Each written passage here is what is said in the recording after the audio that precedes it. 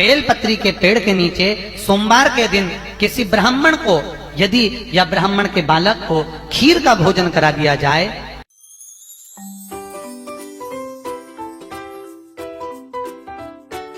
कुछ बातें शिव महापुराण में जो वर्णन करी गई, जैसे दीप महत्वता, घर में 2 दिए हमेशा रखना चाहिए, घी का दिया हो चाहे तेल का दिया, ज्यादा से ज्यादा दियों को बदलना नहीं चाहिए। जैसे मालूम पड़े आज ये वाला दिया लगा दिया, फिर 15 दिन चला उसको फेंक दिया, दूसरा दिया लगा दिया। शास्त्र कहता है, शिव महापुराण कहती है, जिसके घर में दिया एक लेता है और वही दिए में निरंतर बत्ती लगती रहती है तो उसके घर में संपदा की वृद्धि होती रहती है। दिया ज्यादा नहीं बदलना चाहिए संपदा के। जैसे बेल के घर में संपदा की कमी हो, 1 रुपए मार के 1 रुपए खर्च होता हो, पैसा हाथ में नहीं दिखता हो, तो शिव ब्राह्मण के बालक को खीर का भोजन करा दिया जाए।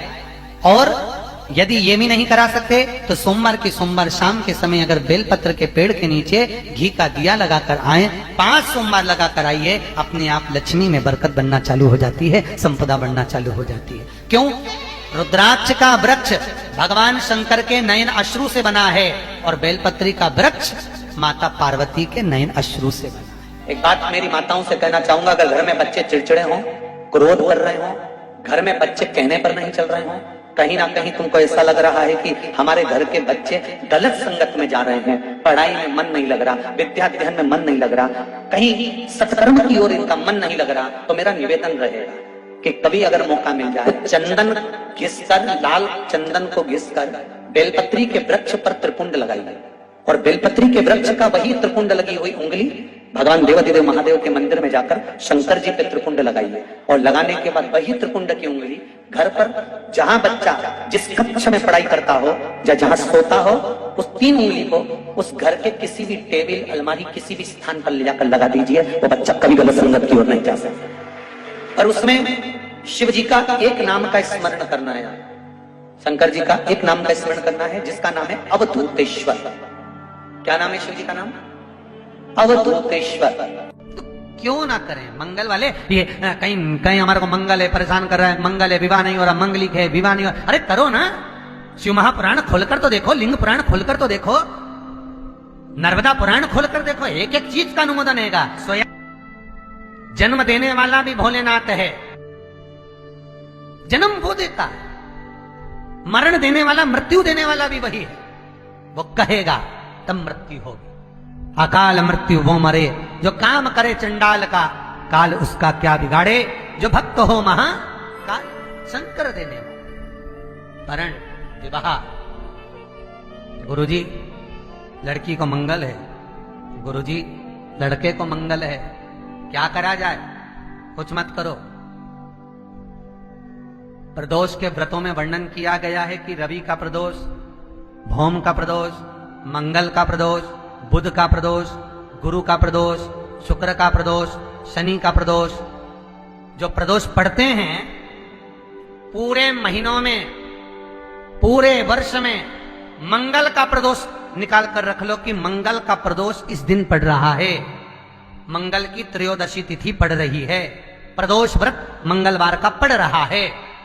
और जिन लड़का लड़की को मंगल होते हैं, जिन कन्या और वर को मंगल होते हैं, केवल शंकर भगवान के मंदिर में जाकर चौमुखी दिया, 4 बत्ती का दिया आटे का, उसमें घी डालकर लड़की शंकर भगवान के मंदिर में मात्र 7 बार शंकर पे से उतार कर, 3 बार स्वतः उतार कर शिव के मंदिर में रख देती है।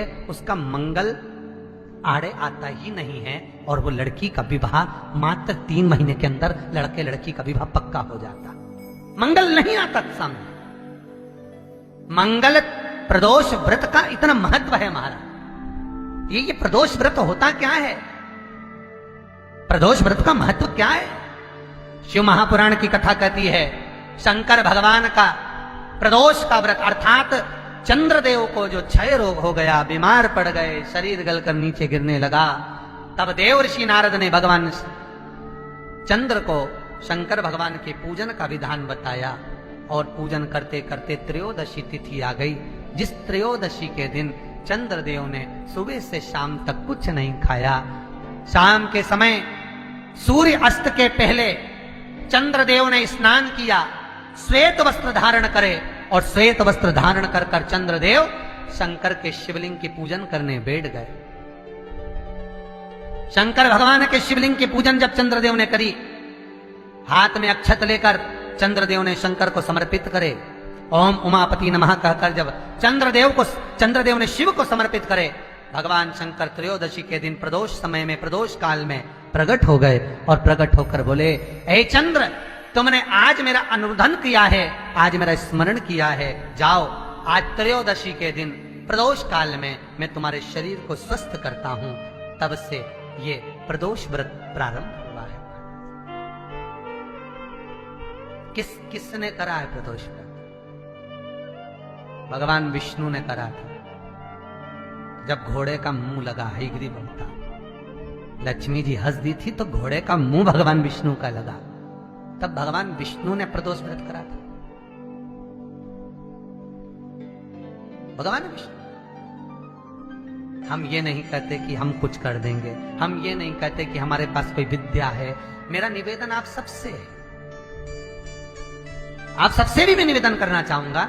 कई माताएं फोन कर कर बोलती हैं हमारे को कष्ट है, हमें गुरुजी से बात करना है, हमको ये पूछना है। हम नहीं, आपसे निवेदन है, कुछ पूछने के लिए आप कभी भी कॉल ना करिए, फोन ना करिए।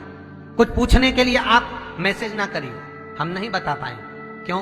क्योंकि शिव महापुराण में जो लिखा है हम केवल वो बता सकते हैं और केवल पुराण में बता पाए। हम यहां से नीचे उतरे, हम वही साधारण से मनुष्य हैं जो आप टीवी के सामने बैठे हो, वही की वही हम भी हैं। केवल ये व्यासपीठ, ये पुराण, ये शास्त्र, इसके सिवाय हमारे पास कोई विद्या है ना। हम